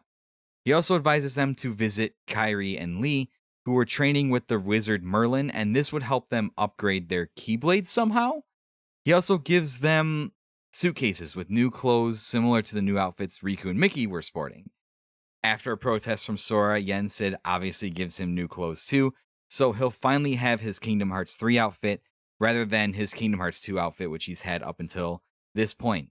Jiminy also jumps up onto the desk to join them. The whole gang seems ready to set off on this new adventure, but before they do, Sora, Donald, and Goofy listen intently to Yensid, who has closed his eyes and bowed his head and softly whispers under his breath, "May your hearts be your guiding key." After this, we transition to our three heroes back in the gummy ship, trying to figure out where to go when they hear a sound coming from Sora's pants of his new outfit. It's a ringtone version of Sora's theme, which is pretty good, like an 8-bit version, super cool. And out from one of his pockets, he pulls a new addition to Kingdom Hearts 3, the gummy phone. That's right, because why would a cell phone in Kingdom Hearts universe be made of anything other than gummy? Although if you think about it, it makes sense, because if you need to be able to communicate with somebody across worlds, if you make the gummy phone out of the material, remember, gummy blocks are the material of the barriers of the world when they were shattered by the darkness. That is what allows them to travel from world to world. So, of course, if you make the gummy phone and you make it out of the material that is the barriers of the world and you can communicate across worlds, it makes perfect sense. So it's ringing, Sora answers it, and he sees Chip and Dale on the screen. And with the gummy phone, they'll be able to talk to each other and stay in touch even across worlds, which is kind of a cool little tidbit aspect about the lore of the gummy, I guess, is pretty cool. Chip and Dale report to Sora about one of the plot points of Dream Drop Distance, about how they had recovered the research data Ansem had hidden inside of him, and were working hard to crack it open. When the screen flashes and a new individual comes on the screen and begins to talk, he sports a white lab coat, long sweeping hair that covers one eye. This is the former ex-organization member Xehanort, who is now Ienzo since he had been recompleted after his defeat. Oh, I guess we haven't spoken since the castle. I'm Ienzo. Alias is here too. Alias, whatever's between you and Roxas, it's in the past. Sora, the reason we're here is because you and your friends defeated our nobodies, thereby recompleting us. We cast off our hearts by choice, make no mistake, but we didn't know that Xemnas, or rather, Xehanort, was deceiving us. Huh? Xemnas? Oh, he's with them! Not anymore. Xemnas and Xehanort have no hold over us now. We're just students of the heart. Exactly the same as we were before all of this began. Yeah, right. But you know, now that I think about it, Axel's on our side now. We have friends we want to bring back to this world just the same as you. To do that, we have to work together. In that spirit, Sora, we found some intriguing data in the bit of code we deciphered. Is it about me? Yes. In order to piece your memories back together, our teacher Ansem the Wise took a close look at your heart. And what he found is that your heart doesn't belong just to you. It doesn't? Gorge, you don't seem surprised. Yeah. Honestly, I suspected as much. There's another heart inside mine. I think it's Roxas's. Just like Naminé is still inside Kairi's. Interesting. Well, no one knows your heart better than you. To be honest, we still have a plethora of questions on our side. But the idea has merit. It's incredible enough that you and your nobody are able to coexist. If you share a heart, no wonder someone as remarkable as you caught Ansem the Wise's eye. We'll keep investigating based on your hypothesis. I'll be in touch. After hanging up the call, Sora decides on their next course of action. Since Riku and Mickey were following Aqua's heart, he would follow Roxas's heart while trying to regain the power of waking, determined to help his nobody reclaim his personhood. Following his heart, Sora summons his Keyblade and gets ready to set out towards Twilight Town. And with a flash from the Keyblade, we finally get the Kingdom Hearts 3 title shot, and our adventure truly begins in earnest.